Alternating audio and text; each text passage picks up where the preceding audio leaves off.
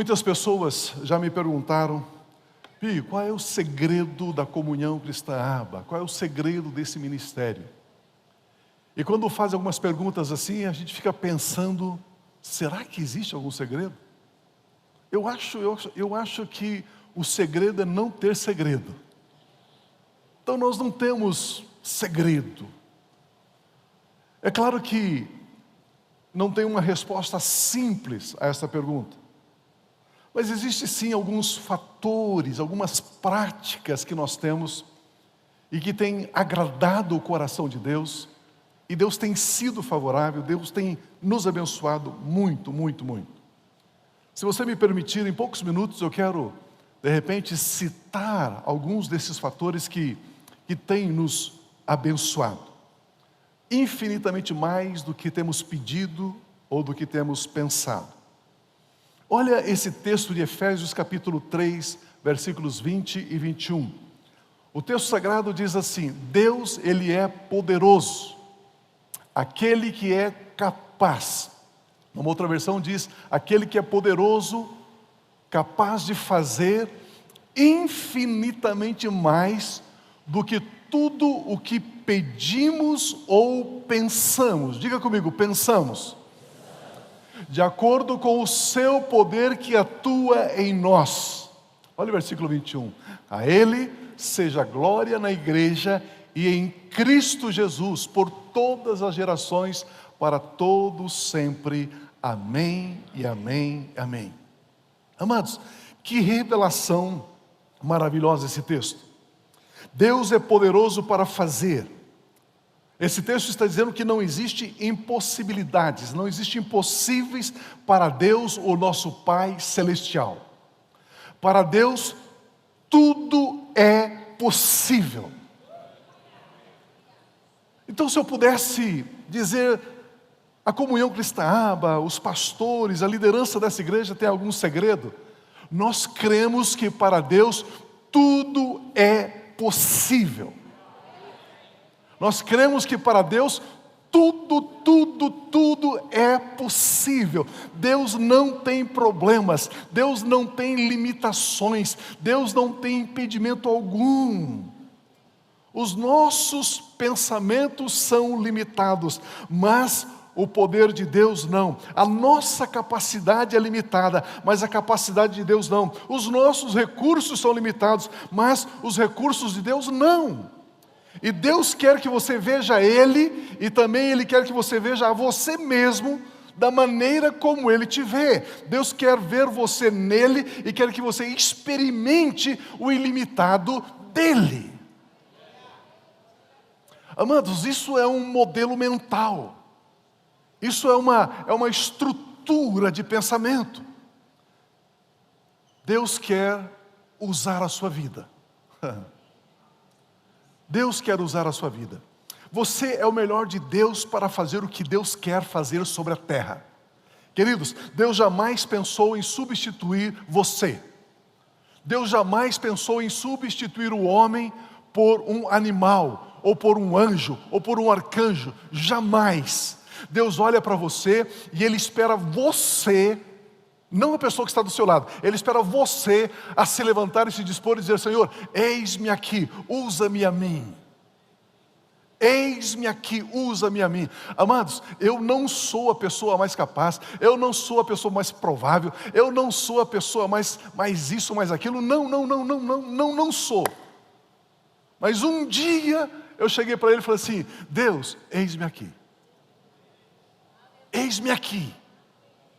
Deus, o que é que o Senhor pode fazer com essa coisa? Deus disse: deixa comigo que eu vou fazer alguma coisa com essa coisa. Mas essa disposição, essa entrega é necessária, porque nós temos o livre-arbítrio. O livre-arbítrio é a nossa capacidade de autogoverno. E quando você entrega ao Senhor, Ele começa a fazer na sua vida aquilo que Ele quer fazer. Tudo que Deus quer e vai fazer, Ele procura filhos amados e filhas amadas que se dispõem, que se entregam à vontade dEle. Há alguns anos atrás, eu descobri que Deus queria usar a minha vida e a vida de pessoas que somariam comigo. Eu descobri, falei: Senhor, eis-me aqui, usa a minha vida. E quando você entende que Deus quer usar a sua vida, você entende também que a palavra de Deus, ela é sempre a palavra final. Às vezes você está vivendo a sua vida e vem alguns diagnósticos, vem algumas palavras, vem algumas declarações sobre a sua vida, mas nenhuma dessas palavras define, finaliza. A única palavra que finaliza é a palavra de Deus. Nenhuma outra palavra. Eis-me aqui, Senhor, você se entrega e agora você então se abre para a palavra dEle, porque somente a palavra dEle é capaz de conduzir você e os projetos dEle através de você sobre a face da terra. Quando nós entendemos que Deus quer usar a nossa vida, você também entende que a palavra dEle deve governar a sua vida. Aqueles que pertencem a Deus sabem que somente Deus tem a palavra final na sua vida. A Bíblia Sagrada fala de uma mulher, uma rainha, a esposa do rei Acabe, chamada Jezabel. Essa mulher era má, perversa. Essa mulher adorava ídolos. Essa mulher, ela colocou profetas falsos na nação inteira para adorar Baal. E o texto sagrado diz que o profeta Elias enfrenta essa situação, derrota os profetas de Baal.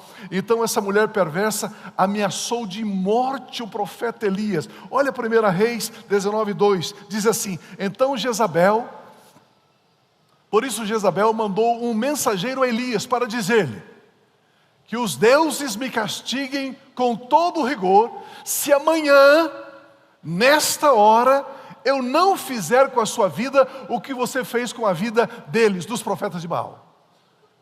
Essa mulher disse para o profeta Elias: eu te dou 24 horas de vida.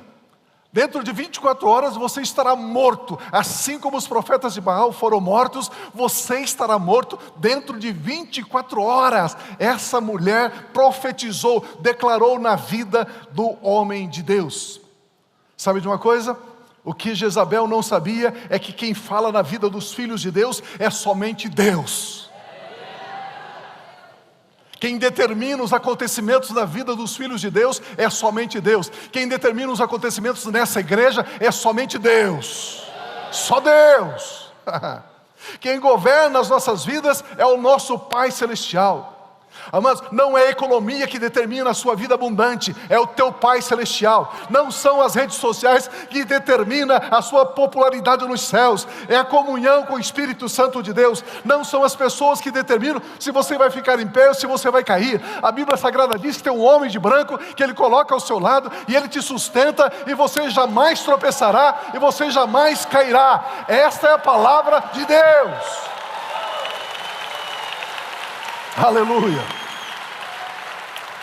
E a palavra de Deus diz que você pode andar e você pode correr e você não vai se cansar, porque Ele vai renovando as suas forças dia a dia, dia a dia, e Ele te dá uma motivação duradoura, não uma motivação baseada em coisas, mas a própria motivação do Espírito de Deus no seu espírito, através da palavra dEle. Aleluia. Meu irmão, minha irmã, aprenda a reconhecer que é Deus e somente Deus quem tem a última palavra na sua vida. Se existe algum crente aqui, diga aleluia. Aleluia. Aprenda a reconhecer isso. Ah, pastor, eu estou com um problema, tem um exame aqui no laboratório, o médico disse. Aprenda que é somente Deus quem tem a última palavra na sua vida.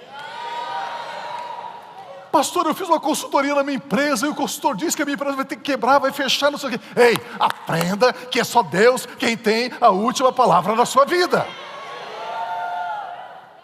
A professora disse que meu filho tem dificuldade de aprendizado, tem um não sei o quê, não sei o quê. Ei. Aprenda que somente Deus tem a última palavra na vida dos seus filhos, na vida da sua esposa, do seu esposo, da sua empresa, do seu ministério, da sua igreja, do seu chamado. Somente Deus tem a última palavra.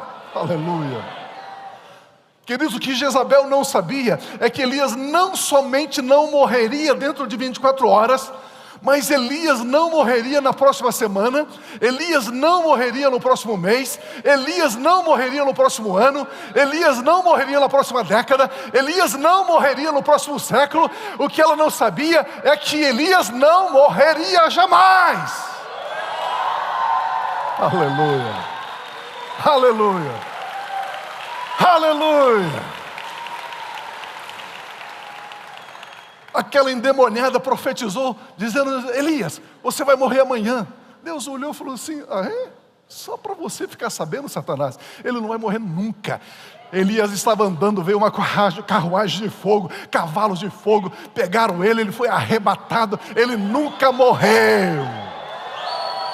Ele nunca morreu. Se você aprender a colocar a palavra de Deus no centro da sua vida, nada vai morrer, nada vai fracassar, nada será suplantado, nada será derrotado, nada será vencido. Ei, se você amar a palavra de Deus, colocar no seu coração, confessar com seus lábios, viver intensamente a palavra de Deus, você viverá eternamente. Aleluia! As profecias do inferno não se cumprem na sua vida, na vida da sua família, no seu ministério, na sua empresa, nas suas finanças. Quem fala na sua vida é somente a palavra de Deus. Você me ouviu? Somente a palavra de Deus. Diga amém, pelo amor de Deus. Meus amados irmãos, aprendamos a concordar com Deus e com a sua palavra. Pastor, qual é o segredo da comunhão cristã? Nós amamos a Bíblia.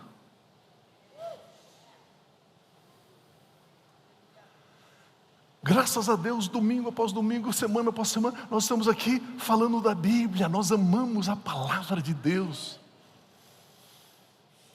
Depois do amor, o maior poder que existe no universo é concordar com a palavra de Deus. Creia na palavra de Deus, receba a palavra de Deus, declare a palavra de Deus. Está escrito que tudo foi pago, nada devo mais. Fomos justificados pelo sangue de Cristo Jesus, temos paz com Deus, somos filhos amados, nenhuma condenação há sobre as nossas vidas, porque nós estamos em Cristo Jesus, aleluia. Acordar todas as manhãs sabendo disso, isso é maravilhoso. Nós somos justificados, purificados, perdoados, livres da culpa. Ele me chama de santo, Ele me chama de puro, Ele me chama de limpo, Ele me chama de filho amado. Então nós podemos dizer, nós acreditamos que o preço foi pago, nós acreditamos no amor derramado, nós acreditamos em Ti, Jesus, nós acreditamos em Ti, Espírito Santo, nós acreditamos em Ti, Pai Celestial. Nós somos crentes, nós cremos no Senhor. Nós somos daqueles que creem na Tua palavra. Um segundo segredo, se eu pudesse chamar isso de segredo, mas o segundo fator da nossa igreja é que a gente sabe que tudo que Deus faz é bom, muito bom. Nem sempre a gente entende. Deus faz algumas coisas e diz: oh Deus, misericórdia, Pai. Mas no fundo a gente sabe que tudo que Deus faz é muito bom, é maravilhoso, é maravilhoso.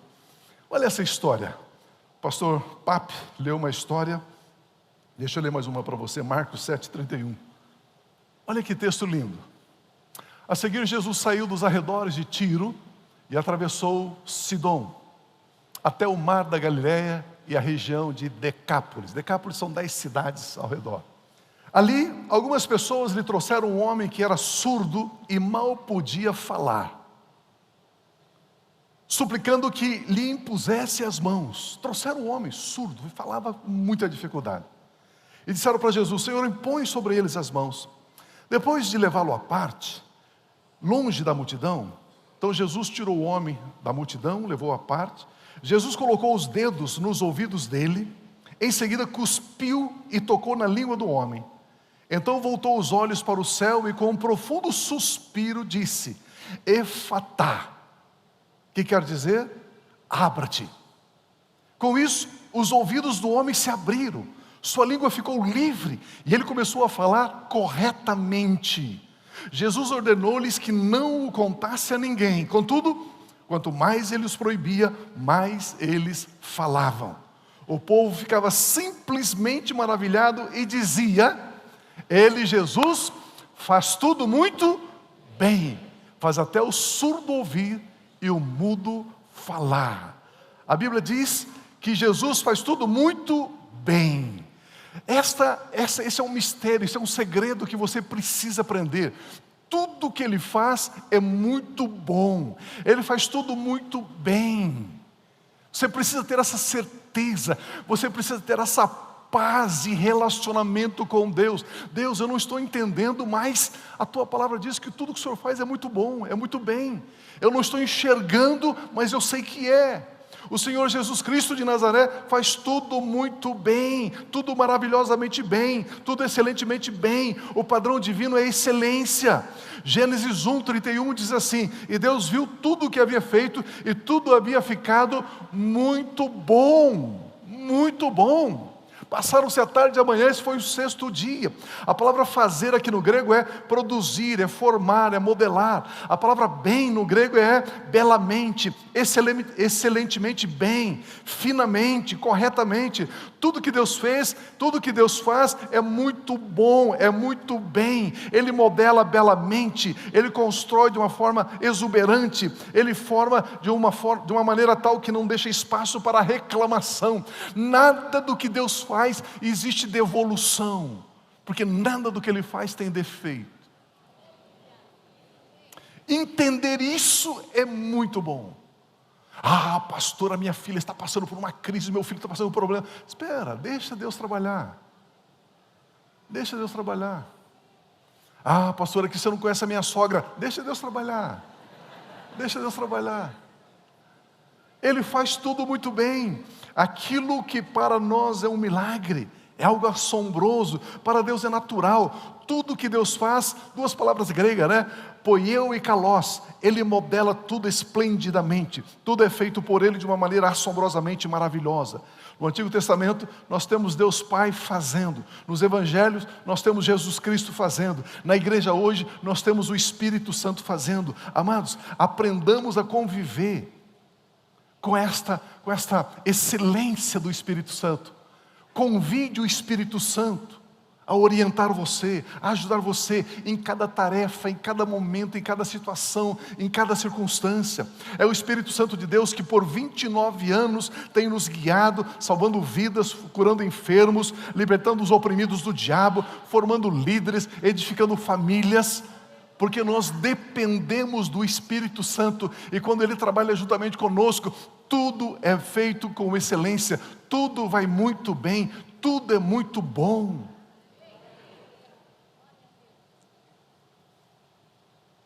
Você que está desanimado, dizendo, pastor, eu já fiz o concurso 2, 3 vezes, o segredo é, diga assim, Espírito Santo, me ajuda nesse concurso, na próxima prova você vai passar.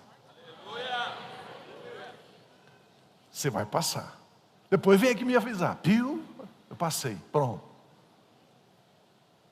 Convide o Espírito Santo. Deus faz, Deus produz, Deus forma, Deus modela tudo excelentemente bem. Deus faz tudo verdadeiramente perfeito. Não existe espaço para reclamação. Para nós, às vezes, é um milagre, mas para Deus é o padrão dEle, é o natural dEle. Quando Jesus Cristo veio e começou a trabalhar, fazer as suas tarefas aqui na terra, Ele diz que veio fazer a obra do Pai, a vontade do Pai. Por isso, só isso define o padrão de Jesus, porque Ele estava fazendo a obra do Pai, que é o mesmo padrão desde Gênesis. Desde Gênesis, quando o Espírito Santo veio, Ele veio para glorificar a Cristo Jesus. Por isso tudo o que o Espírito Santo faz também é extraordinário, é maravilhoso, é excelente. Tudo o que Deus fez, Ele viu o resultado e avaliou como tudo havia ficado maravilhosamente bem. A palavra no hebraico é extremamente muito bem. Tudo o que enxergamos fora desse padrão, não foi Deus quem fez. Pastor, eu tenho um chefe que o camarada é terrível. Não tem Deus nele. Tudo que Deus faz é muito bom. Tudo que nós enxergamos fora desse padrão foi provocado pela queda do homem lá no Éden. A queda de Adão gerou deformidades na saúde, deformidades no meio ambiente, nos relacionamentos, na produção, na conquista das coisas. Mas o Senhor Jesus Cristo veio restaurar esse padrão, como homem, como filho de Deus, para vivermos e praticarmos esse padrão, fazer tudo com excelência, amor e honra. O Espírito Santo veio para nos guiar em toda a verdade, em toda excelência. A igreja existe para manifestar o reino de Deus, para manifestar as obras de Deus, para manifestar o padrão de Deus. As obras das trevas, elas são derrotadas, as doenças são derrotadas, a miséria é derrotada, as derrotas são derrotadas, a paz reina, a alegria se instala, o reino de Deus chegou, porque este é o padrão de Deus. Pastor, se eu estou entendendo, do outro lado do que você está falando, o senhor está falando então que a preguiça não é de Deus. Aleluia! A preguiça não é de Deus. Acertei alguém? Para nós encerrarmos, precisamos aprender a pensar como Deus. O pastor Paulino pregou que nós precisamos falar a palavra de Deus. Mas antes de você falar, você precisa modelar a sua mente, o seu pensamento. Este é muito importante. Modelar os nossos pensamentos como sendo os pensamentos do próprio Deus. E o modelo mental de Deus, ele está revelado na Bíblia Sagrada. Olha o que diz Colossenses capítulo 3, versículos 1 e 2. Portanto, já que vocês ressuscitaram com Cristo, pensem nas coisas que são do alto. Portanto, já que vocês ressuscitaram com Cristo, procure as coisas que são do alto, onde Cristo está sentado à direita de Deus. Procure as coisas que são do alto. Mantenha o pensamento de vocês nas coisas do alto e não nas coisas da terra. Mantenham o pensamento de vocês das coisas do alto e não nas coisas da terra, nas coisas terrenas. Pensar nas coisas da terra é ser governado pelas coisas da terra. Pensar nas coisas do alto é ser governado pelas coisas do alto.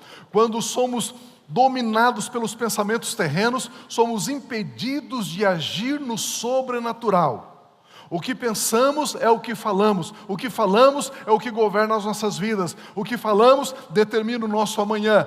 Hoje você vive aquilo que você falou ontem. Se você não quer que alguma coisa ruim se manifeste, então não diga.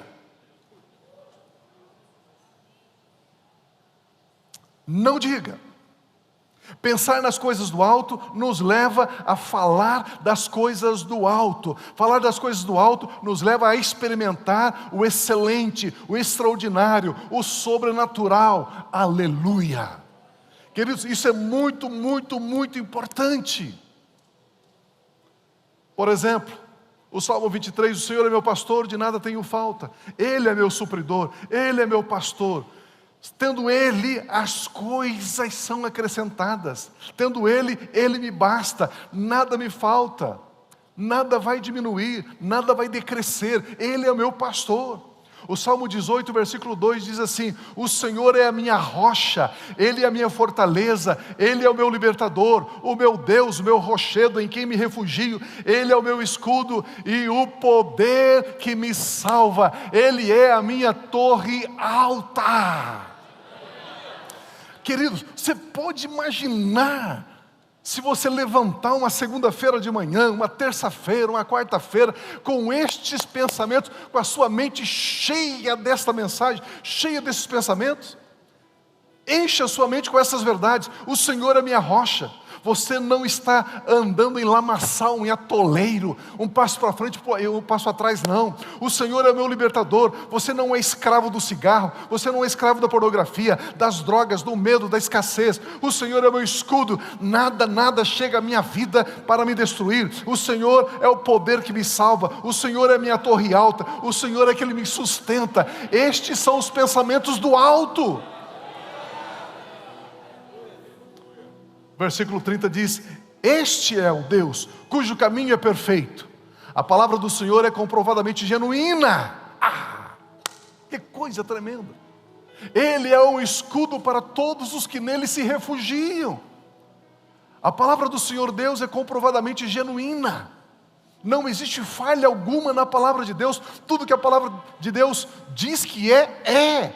Decida pensar no êxito, decida pensar na vitória, decida pensar na saúde, decida pensar na abundância. Creia nisso, decida pensar nas coisas do alto, nas coisas da quarta dimensão. Deixa eu contar uma historinha para você sobre provisão. Olha como Deus pensa. Quem é a sua fonte supridora? Diga comigo assim: Deus. Deus, o meu Pai. Mas você sabia que muitos homens, e hoje até algumas mulheres dizem: não, quem está suprido na minha casa, quem traz sustento na minha casa sou eu. Lê do engano. Não, é Deus. Tempo atrás, eu estava participando de um congresso, de um evento em São Paulo. Depois do evento, me deram uma oferta de gratidão por ter estado ali. Eu recebi uma oferta de R$4.000. Eu tinha uma despesa naquele mês de R$5.000. Valores hipotéticos aqui só para a gente alcançar um raciocínio. Se eu recebi uma oferta de 4, precisava de 5, quanto é que me faltava? 1.000, faltava 1.000. Quanto me faltava? Esse é um pensamento da terra ou um pensamento do céu? Me faltava 1.000. Peguei vocês, né? É um pensamento da terra ou um pensamento do alto? Pensamento da terra, me falta 1.000. Eu me encontrei com um pastor e o Espírito Santo me disse: pegue essa oferta de 4.000 e semeie na vida dele. Quando o Espírito Santo falou, eu falei assim: te repreendo, Satanás, não concordo contigo. O inimigo está se levantando contra a minha vida. Deus, eu repreendo. Não falei isso porque eu sabia que era o Espírito Santo que estava falando comigo. Pronto. Eu peguei lá e semeei os R$4.000 na vida daquele pastor amigo. Pronto. Já não faltava mais 1.000. Já não faltava mais 1.000. Eu estava precisando de 5.000 para fechar o mês. Só que na mesma semana, Deus levantou uma pessoa e me deu uma oferta de R$6.000. De R$6.000. Olha como Deus pensa. Quando eu semeei R$4.000, eu tirei da minha mente o pensamento terreno de que eu necessitava, de que ainda faltava 1.000. Ele quebrou esse pensamento de que ainda eu necessitava, de que faltava 1.000. Ao invés de eu pensar que me faltava R$1.000, eu comecei a agradecer a Deus pela provisão dos R$5.000, que a palavra dele diz que é Ele que me sustenta. Se eu não ofertasse os R$4.000, a minha mente estaria fixada na falta de 1.000. Veja que os R$1.000 que faltava poderia ter me escravizado ao medo, à ansiedade. Eu poderia pensar: eu sou o provedor da minha casa, como é que eu vou conseguir os R$1.000? Deus, eu preciso de milagre, Deus. Se eu tivesse recebido uma oferta de R$5.000, jamais eu semearia na vida daquele pastor. Porque eu precisava de 5, recebi 5, pronto. Isso aqui é a provisão, isso aqui é o pão. Eu teria entendido que era Deus quem estava me suprindo os R$5.000 para as contas do mês. Mas como veio R$4.000, então eu entendi. E R$4.000 não era pão para eu comer, mas era semente para eu semear. Pensar como Deus pensa. E quando eu semeei os R$4.000, Deus proveu uma colheita de 6.000. Você está entendendo que quando eu digo que devemos pensar os pensamentos de Deus, eu preciso sair dos pensamentos aqui da terra, aqui de baixo? Mais uma vez, para resumir, eu precisava de 5.000, recebo uma oferta de 4, Deus não iria me abençoar faltando 1.000. Não. Tudo que Deus faz é perfeito, tudo que Deus faz é excelente. Por isso eu entendi que os 4.000 não era pão, não era para mim. Não era o suprimento de Deus, mas eram sementes que eu poderia semear na vida dos outros. Quando eu semeei, Deus enviou um pão com abundância. 2 Coríntios 9:10 diz assim: aquele que supre a semente ao que semeia e o pão ao que come.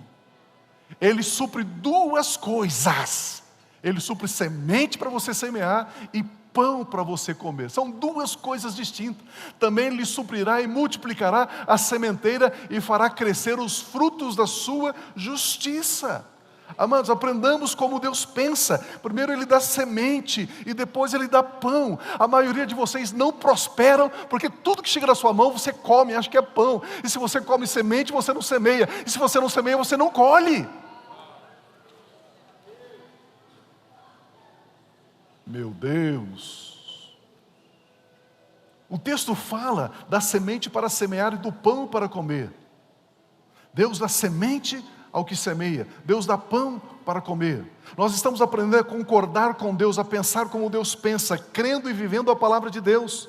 O resultado está no versículo 11, 2 Coríntios 9, 11 diz assim: vocês serão enriquecidos de todas as formas,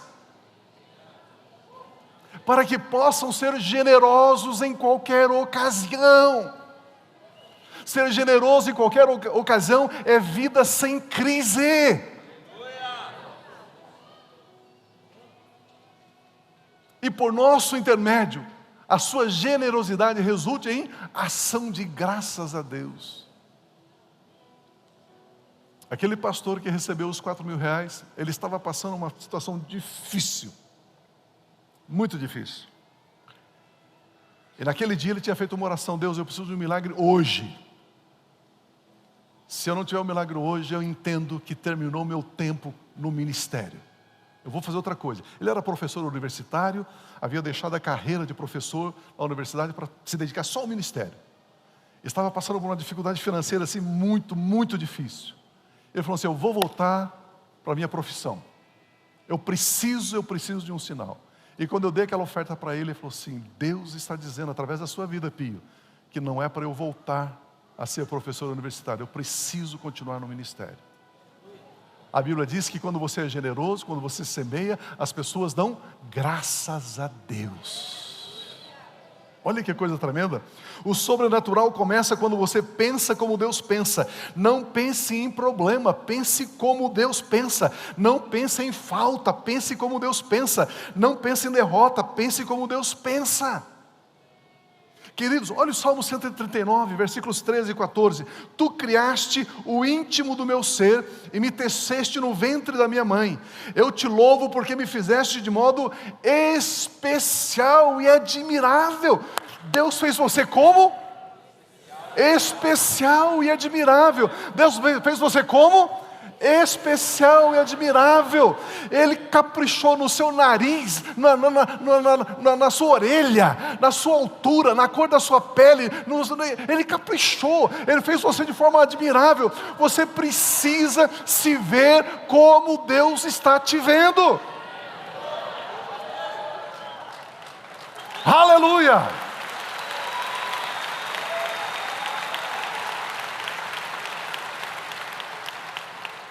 Tuas obras são maravilhosas, eu digo isso com convicção. Esse texto diz que Deus nos criou para sermos temidos, respeitados por toda a criação e até mesmo pelos poderes das trevas, pelos poderes do inferno. E também você existe para causar inspiração, respeito, para você motivar as pessoas que te servem. Os poderes das trevas querem influenciar os nossos pensamentos, querem que pensemos contrário aos pensamentos de Deus. Foi o que o diabo disse para Eva. O diabo disse assim: Eva, Deus disse que você irá morrer, mas eu, o diabo, estou lhe dizendo que você irá viver. O diabo disse ao contrário de Deus. O diabo fala mentira. Ele mentiu para Eva. Ele fala mentira para você. O diabo influenciou a maneira de Eva pensar. E ele quer influenciar a sua maneira de pensar. Pastor, eu agora... Eu vou pisar um pouco no freio com a minha empresa. Eu não sei como vai ficar a economia. Eu não sei como... É o diabo falando na tua cabeça, meu irmão. É o diabo. Olha, sabe, eu vou ter que demitir uma meia dúzia, sabe por quê? Então eu não sei como vai ser. O teu provedor é Deus. Ele é o teu provedor. Porque o diabo sabe que quando nós pensamos como Deus pensa, Nós estamos acessando uma vida sobrenatural, uma vida de abundância. E é isso que a palavra de Deus, a Bíblia Sagrada, chama de transformar a mente. Transformar a mente é começar a pensar a palavra de Deus. E não nos conformeis com este mundo, mas transformai-vos pela renovação da vossa mente, para que experimenteis a boa, perfeita e agradável vontade de Deus. O Salmo 139, 17 diz assim: como são preciosos para mim os teus pensamentos, ó Deus, como é grande a soma deles. O rei Davi revela um dos segredos que ele alcançou em Deus. Davi investia tempo para conhecer os pensamentos de Deus. Davi queria pensar os pensamentos de Deus. Deus não pensa em problema, Deus não pensa em fracasso, Deus não pensa no impossível, Deus não pensa em capacidades, Deus não pensa em dúvidas, Deus não pensa em certezas. Para você pensar os pensamentos de Deus, você necessita parar de lutar contra os pensamentos maus. Pare de lutar contra eles. Pare de lutar. Pare de lutar contra os pensamentos. Quando chega um pensamento mau, você diz assim: não, saia daqui. Só repreenda. Não fique lutando. Não pense na falta, pense na abundância. Não pense na doença, pense na saúde. Não pense na derrota, pense na vitória. Não pense na tristeza, pense na alegria. Não pense na escassez, pense na abundância. Efésios 3:20 diz: Deus é poderoso para fazer infinitamente mais do que tudo o que pedimos ou pensamos, de acordo com o seu poder que atua em nós. Cristo Jesus é tão poderoso hoje como foi há 2000 anos atrás. O mesmo poder que abriu os ouvidos daquele homem, fez ele falar, ele está aqui hoje na pessoa do Espírito Santo de Deus. O mesmo poder. O Espírito Santo glorifica Jesus Cristo hoje como glorificou nos dias de Paulo, de Tiago, de João, de Pedro. É o mesmo poder. A Bíblia Sagrada diz que Deus age de acordo com o que pedimos ou pensamos. Ou seja, os nossos pensamentos devem estar alinhados com a palavra de Deus, com o que Deus pensa. Deus age de acordo com os nossos pensamentos. Por isso, enche os teus pensamentos com a palavra de Deus. Filipenses 4:8 diz, vamos ficar em pé. Filipenses 4:8 diz assim: finalmente, para encerrar essa mensagem, finalmente, irmãos, tudo que for meia verdade, tudo que for horóscopo, tudo que for adivinhação, tudo que o ministro da Fazenda prever para o Brasil,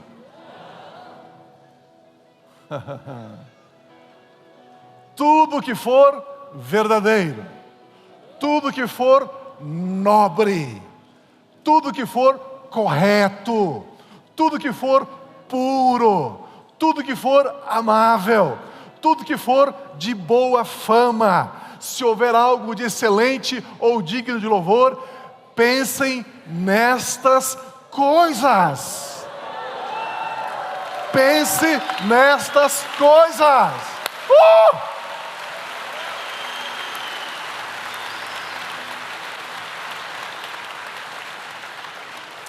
E você precisa orar e dizer assim: Espírito Santo, me ajude a viver esse texto. Me ajude a viver esse texto.